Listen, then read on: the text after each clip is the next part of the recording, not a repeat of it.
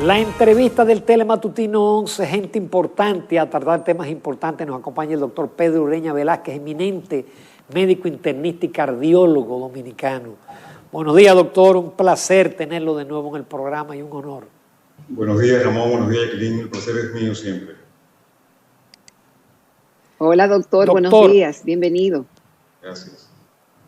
Doctor, yo lo he visto muy activo en Twitter, enviando mensajes muy importantes y además brindando información sobre investigaciones y descubrimientos y tratamientos para el COVID-19. Pero en su último o en sus últimos Twitter ya usted insiste en que es necesaria, inevitable, una cuarentena de 14 días, prácticamente cerrar el país para enfrentar la situación actual. ¿Por qué usted asume una actitud que quizás alguien diría que es radical? ¿Qué elementos lo inducen a proponer una cuestión que tiene sus bemoles económicos, pero que si usted lo plantea porque considera que es necesario e inevitable? Sí, Ramón, buenos días. Pues claramente yo creo que lo que hemos estado viviendo en los últimos días nos ilustra de cuál es el grado de problema que nos estamos enfrentando. Si nosotros nos damos cuenta, el crecimiento que hemos tenido, los números de casos en las últimas semanas, está realmente saturando el sistema. Y sabemos que países como el nuestro, con una infraestructura tan limitada, no tienen capacidad de respuesta. Esta política, como diríamos, abierta, de desescalada que hemos tenido en medio de una pandemia, claramente es contraproducente. Y si vemos el ejemplo de otros países que han seguido esa línea, nos damos cuenta que esto es el colapso del sistema de salud. Estamos hablando de países como Estados Unidos, infinitamente más poderosos que nosotros y con mucho más capacidad, han tenido que volver a cerrar. Entonces, realmente, países como el nuestro, lo más importante es contener el virus en un momento en que todavía el sistema no haya colapsado. Pero no hay duda de que en lugares como el Gran Santo Domingo, el Distrito Nacional y Santiago ya estamos viendo lo que pasa cuando el sistema se satura. Y vamos a llegar a un punto donde realmente vamos a empezar a perder vidas por falta de poder ofrecer esa atención. Eso es lo que tenemos que tratar, de no llegar a ese punto, que estamos prácticamente al borde de esto. Entonces yo estoy siendo radical. ¿En qué sentido? Cuando nosotros vemos los diferentes modelos de qué ha funcionado, y aquí hay dos modelos que podemos ver, países que hicieron una intervención temprana, prácticamente las dos cosas que tú la vas a ver como características que siempre salen son pruebas masivas y restricción a la circulación. Países que colapsó el sistema y después pudieron recuperarse, le hace Italia y España, también tuvieron que tomar medidas restrictivas muy enfáticas, pruebas masivas, y de esa forma contener la pandemia. Aquí, lamentablemente, ni estamos haciendo pruebas masivas y tenemos claramente una libertad en cuanto a la circulación, en cuanto a la aglomeración, que son las recetas perfectas para que este virus siga propagando. Así que si no tomamos medidas, no es que si va a colapsar el sistema, es que definitivamente cuándo va a colapsar la pregunta que tenemos que hacernos. Y no debemos llegar a eso. Ahora, doctor, hemos visto muchas cosas en medio de esta pandemia. Si cerramos el país con la cuarentena que usted está proponiendo de 14 días, cuando se reabra el país, ¿qué garantiza que no vamos a tener otros rebrotes si la población no asume otro tipo de conducta? Sí, Evelyn. Mira, de nuevo, yo creo que nosotros tenemos que tratar de aprender de lo que ya se ha hecho. No debemos tratar de inventar nada, porque ninguna de las situaciones que estamos viviendo nosotros no ha sido experimentada por otros países ya. Lo que se pretende usualmente con 2 semanas de cuarentena es cortar la propagación del virus. Recordemos que un solo paciente infectado, y sobre todo si un infectado con síntomas leves o asintomáticos, es un propagador en potencia. Por tanto, la circulación es lo primero que tenemos que cortar. Ahora bien, una vez que tú puedes limitar ese foco de propagación, entonces viene una fase de desescalada. Pero esa fase de desescalada se debe hacer de manera paulatina y con evaluaciones muy, muy puntuales. Tú tienes que tratar de lograr menos de un 10% de positividad antes de avanzar de una fase a otra. Entonces, lo que se requiere en este momento es cortar este brote tan agresivo que tenemos ahora y luego empezar con una fase de apertura paulatina, progresiva, pero con seguridad. Si hubiésemos hecho eso hace 3 meses, probablemente podríamos estar como otros países que ahora mismo están con sus economías prácticamente abiertas. Este prolongamiento, como yo digo, intermedio, entre no tenemos un cierre, pero tenemos muchos infectados, quizás tomamos estas medidas de a poquito, lo único que hace es prolongar una situación por más tiempo y al final la economía sufre igual o peor. Así que realmente un país como el nuestro, que depende tanto del turismo, que depende tanto de las remesas, que depende tanto de ese comercio, es que más le conviene tomar medidas drásticas que sean de corto plazo, pero que puedan llevar a una solución a largo plazo. Lo que estamos haciendo ahora mismo es no tomando esas decisiones y prolongando un estado realmente por mucho tiempo. En cuanto a la población, yo sí soy muy insistente en esto, no es la población la que está encargada de poner las reglas, son las autoridades. Ningún país, y vuelvo, repito mucho de países porque realmente, ¿por qué no imitar lo que ha funcionado? Todos los países, invariablemente, lo que son medidas estrictas han sido enforzadas por las autoridades. Y esto va desde países con niveles educacionales mucho mayor que nosotros, y han tenido que hacerlo. Fíjense el caso de España, el caso de Italia. En esa cuarentena tuve a la policía en la calle y realmente te multaban por salir a un día. Entonces, realmente, lo que ha demostrado que funciona es lo que tenemos que replicar. ¿Cómo va a ser que nosotros tengamos ahora, en un pico de casos, restaurantes abiertos, discotecas abiertas, bares abiertos, los aeropuertos abiertos sin restricción de países que puedan entrar? Esas son cosas que realmente no tienen ningún sentido y ninguna política que haya funcionado ha aplicado medidas como esta. Así que imitar esa forma de manejar la pandemia, tipo apertura, tipo Estados Unidos, realmente no da resultado y está demostrado. Fíjese, señor, lo que pasó. California está cerrando de nuevo, Florida está cerrando. Estados con una capacidad económica y de infraestructura sanitaria 20, 30, 100 veces mayor que la República Dominicana. ¿Qué nos espera a nosotros si seguimos esa misma línea? Doctor, pero sin embargo ahora se está planteando que en las escuelas públicas haya ya educación semipresencial, es decir, que la mitad de los estudiantes vayan un día y la otra mitad vaya otro día. ¿Qué peligro representaría eso? Yo creo que lo mismo, yo creo que no estamos viendo realmente la magnitud del problema, Ramón. O sea, si estamos hablando de un momento donde estamos en un claro aumento de casos, ¿cómo podemos hablar de abrir las escuelas? O sea, estamos hablando no solamente de los niños, que vamos a decir, bueno, los niños tienen un porcentaje de infectividad quizás menor, pero ¿qué pasa con los maestros? ¿Qué pasa con el personal? ¿Qué pasa con todo lo que circula alrededor de la escuela? No hay duda de que también hay experiencia con la apertura de escuelas tempranas y la experiencia no ha sido buena. En Israel pasó prácticamente lo mismo. En el momento de desescalada abrieron las escuelas de manera prematura, tuvieron que cerrar de manera rápida por la gran propagación que hubo. La desescalada debe hacerse de manera progresiva, paulatina y muy analizada. A medida que van bajando los casos no podemos hacer apertura, pero esas aperturas se hacen, tú evalúas y si ves que la casuística no aumenta nada significativa, entonces tú pasas a un proceso adicional. Las escuelas prácticamente son de lo último que debe abrirse debido a la conglomeración y a las características que son tan propensas a la propagación del virus. Así que definitivamente no estoy de acuerdo con la apertura de las escuelas en este momento. Yo creo que nuestro mayor esfuerzo debe ser en contener la propagación del virus en esta etapa que nos encontramos. Si logramos hacer eso de manera efectiva, entonces podemos empezar a hacer aperturas progresivas, programadas y sobre todo seguras.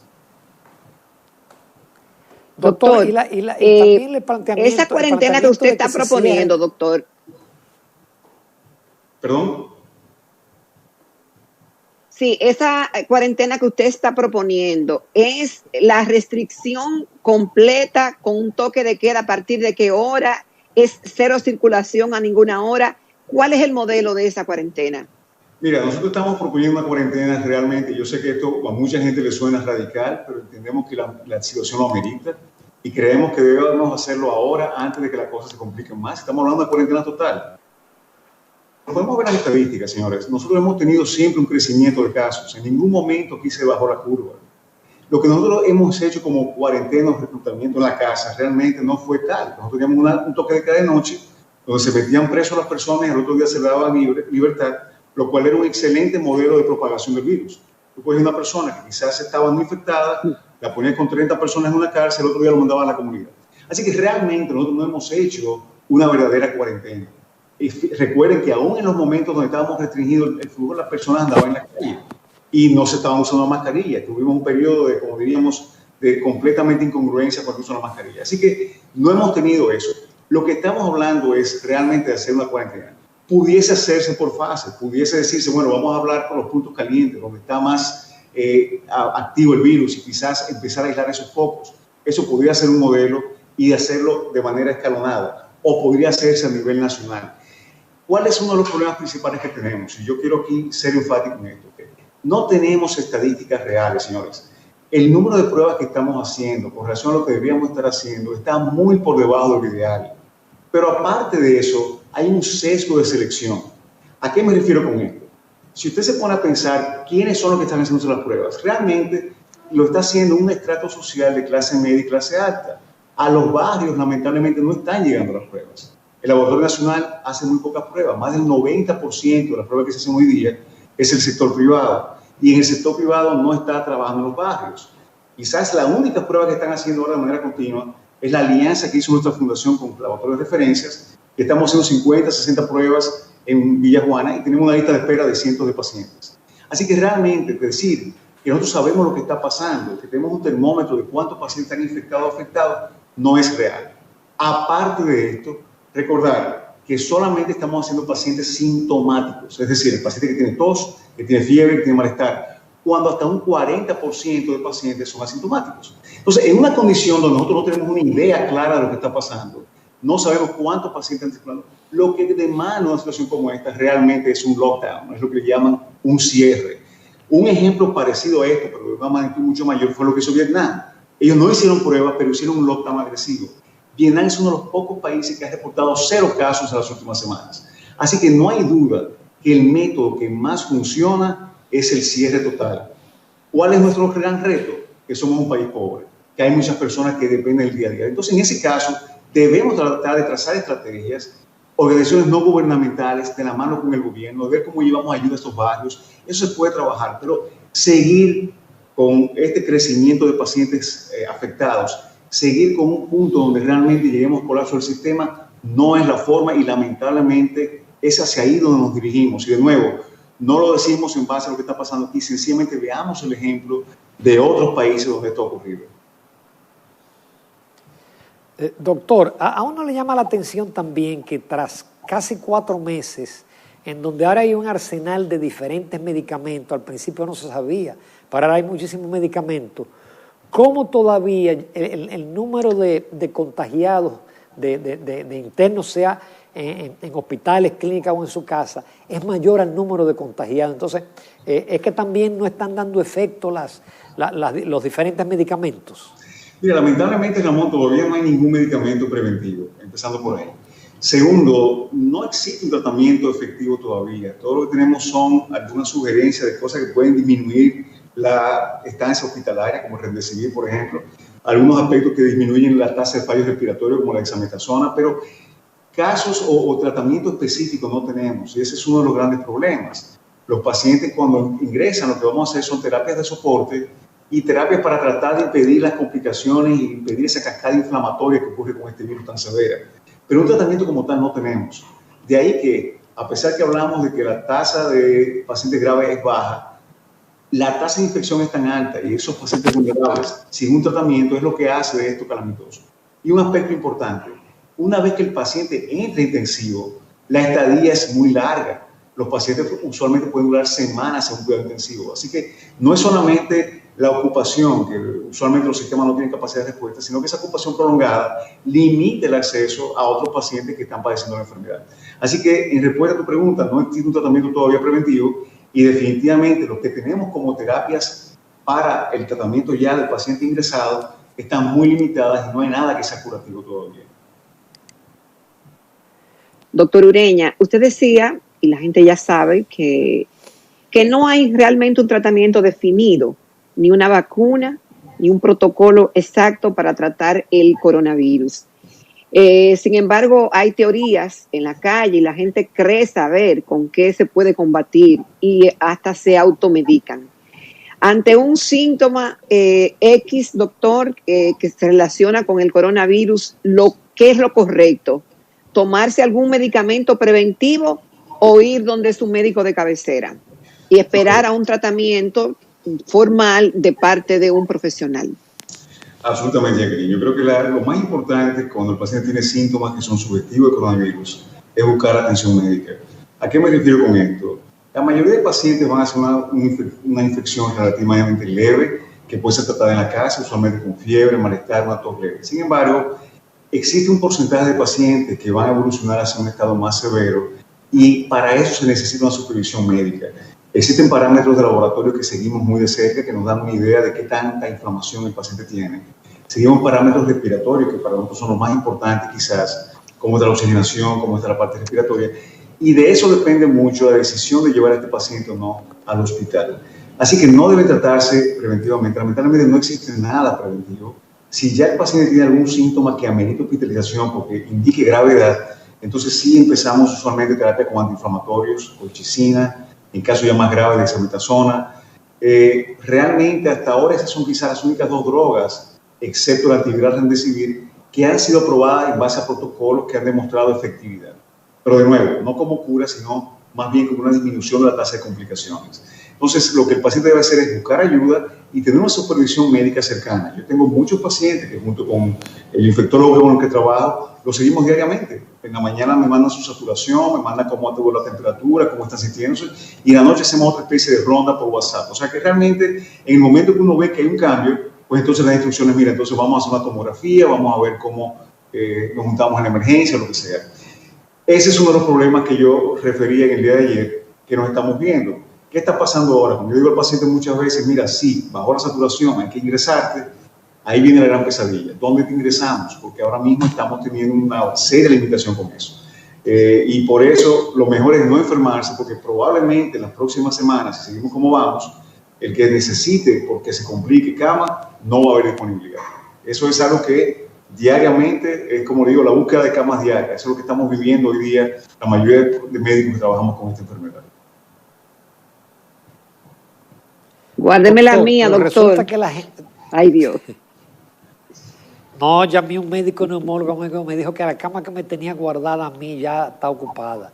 Doctor, pero la gente no solamente le da coronavirus, a la gente le sigue dando infartos cardíacos, ACV, peritonitis, qué sé yo. Entonces, ¿qué pasa hoy en día si un paciente le da un infarto o un ACV? ¿Hay camas aparte en las clínicas para esos casos o también podría haber problemas para pacientes que, como en esas situaciones, que hay que correr si no se puede morir? Mira, es interesante lo que está pasando aquí en la República Dominicana y te lo voy a decir ya de experiencia propia. Existen centros que no aceptan pacientes con COVID realmente y existen centros que aceptan pacientes con COVID que tienen un número de camas reservadas para COVID y un número de camas reservadas para no COVID. La realidad es que los centros hoy día están más vacíos en ese sentido porque la gente, por miedo a contaminarse, no está acudiendo a las emergencias. No se están haciendo prácticamente muchos procedimientos quirúrgicos electivos, es decir, han bajado de manera significativa. Así que eso es un problema. Hay una serie de reportes a nivel internacional, la ciudad de Nueva York reportó y tal reportaron, de cómo la muerte en las casas había aumentado significativamente durante esta pandemia de COVID con relación al mismo año, con el mismo periodo del año pasado. Así que muchas personas no están buscando ayuda por miedo a contaminarse y lamentablemente se están complicando. Pero claro, hemos tenido casos de infarto que lo hemos tratado con los mismos estándares de siempre, pero no hay duda que yo te diría que hoy día el número de cateterismos, de infartos, de accidentes cerebrovasculares que estamos viendo en emergencia ha disminuido considerablemente, pero yo no creo que sea que el mismo disminuye, que la gente no está acudiendo a las emergencias por miedo a la contaminación, lo cual puede ser un grave error. He hablado con amigos cirujanos que me dicen, oye, me han llegado hernias encarceladas con ya una evolución tremenda. Hemos tenido pacientes que han fallecido con obstrucción intestinal, que han pasado días en su casa sin querer ir a la clínica. Así que ese es otro problema que no se menciona mucho, el del paciente no COVID, que por temor a la enfermedad no acude a buscar ayuda médica cuando realmente lo necesita. Así que es un verdadero problema. Ahora, doctor, hay pacientes que pueden ir a la emergencia o pueden ir a una consulta, pero vamos a decir que vayan a la emergencia con fiebre, dolor de cabeza. Bueno, pero en ese momento, ese paciente y quizá quien lo reciba no sabe si es COVID. Entonces, ¿qué tratamiento se le dan en las emergencias a ese tipo de paciente? Se le hace la prueba y si salió positivo, váyase para otro lado. Mira, el problema con esto es, ahora mismo las pruebas no son tan fáciles de conseguir. Lamentablemente, el periodo de espera ahora mismo para la prueba puede ser de días. Y eso todo el mundo lo está viviendo y las clínicas también. Lo que muchas clínicas están haciendo es que están haciendo pruebas rápidas. El problema de las pruebas rápidas sabemos que realmente no son confiables. En términos de que no son confiables para la fase aguda de la enfermedad, son confiables para una fase más tardía. Pero ¿qué pasa? Si el paciente tiene signos de tos, fiebre o cualquier hallazgo pulmonar que clínicamente se sospechoso de COVID, muchos de los centros no COVID, entre comillas, no aceptan el paciente y obligan a que el paciente se retire a otro lugar.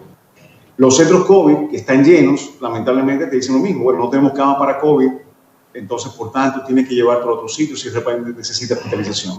Así que estamos teniendo un problema muy serio con estos pacientes febriles que están teniendo síntomas donde no hay camas. Muchos de ellos tienen que regresarse a sus casas y hacer el manejo como se pueda. Han habido pacientes que han tenido que irse al interior e ingresarse porque realmente en la ciudad no han aparecido camas. Así que realmente, como te digo, una situación que estamos viviendo hoy día bastante preocupante y quizás eso es lo que nos motiva a muchos de los que estamos en el medio viendo esto a clamar porque se tomen medidas más estrictas, a clamar porque realmente las autoridades se empoderen de la situación y hagan lo que tienen que hacer. Doctor, finalmente usted continúa con su programa piloto como el que realizó, creo que fue en Villajuana. Sí, nosotros hemos continuado. De detectar casos y de aislarlos. Exactamente, tenemos básicamente dos procesos ahora mismo. Seguimos haciendo pruebas y ahí tengo que realmente agradecer a laboratorios de referencia porque yo sé lo sobrecargados que ellos están de trabajo, la demanda que tienen y sin dedicados a 60, casi 4.000 pruebas realizadas.